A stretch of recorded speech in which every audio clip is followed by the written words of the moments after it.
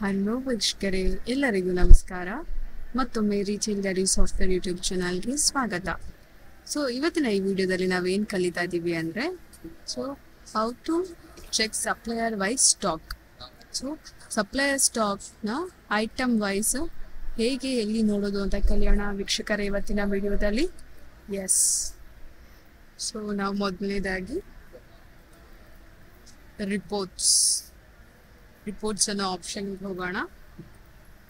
So reports ಅಲ್ಲಿ purchase stock ಇಲ್ಲಿ ನೋಡಿ, ಪರ್ಚೇಸ್ ಸ್ಟಾಕ್ ಅನ್ನೋ ಆಪ್ಷನ್ ಇದೆ, ನಿಮಗೆ ಕ್ಲಿಕ್ ಮಾಡೋಣ. ಇಲ್ಲಿ ನಿಮಗೆ ಗ್ರೀನ್ ಬಟನ್ ಕಾಣ್ಬೋದು. ಇಲ್ಲಿ ಗ್ರೀನ್ ಬಟನ್ ಅಲ್ಲಿ ನಿಮಗೆ ಸಪ್ಲೈಯರ್ ನೇಮ್ ಏನ್ ಬೇಕು ಅದನ್ನ ಚೆಕ್ ಮಾಡ್ಕೋಬಹುದು. ಓಕೆ,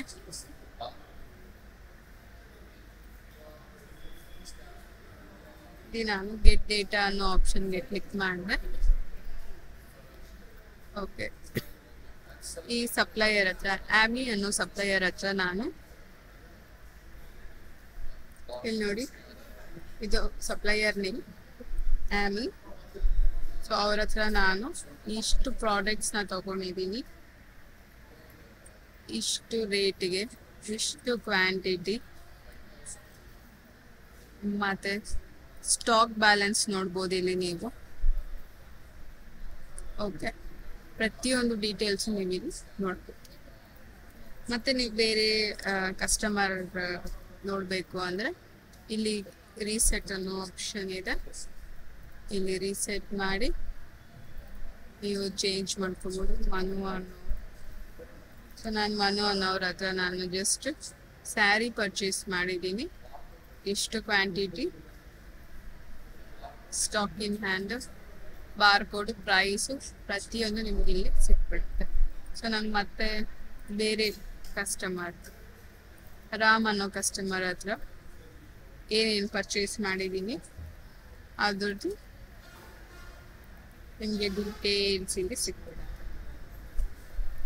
ರಾಮನ್ ಹತ್ರ Lifebuoy and freshener purchase ಮಾಡಿದ್ದೀನಿ. ಮತ್ತು ನಾನು ರೀಸೆಟ್ ಅನ್ನೋ ಬಟನ್ನ ಕ್ಲಿಕ್ ಮಾಡಿ ಸೋನು ಅಂತ ಕೊಡ್ತೀನಿ. ನೋಡಿ,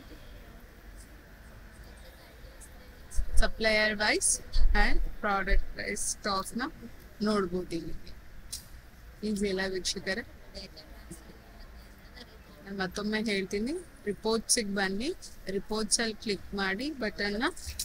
ರಿಪೋರ್ಟ್ಸಲ್ಲಿ ಕ್ಲಿಕ್ ಮಾಡಿದ ತಕ್ಷಣ ನಿಮಗೆ ಪರ್ಚೇಸ್ ಸ್ಟಾಕ್ ಅನ್ನೋದು ಬರುತ್ತೆ ಇಲ್ಲಿ ಆಪ್ಷನ್.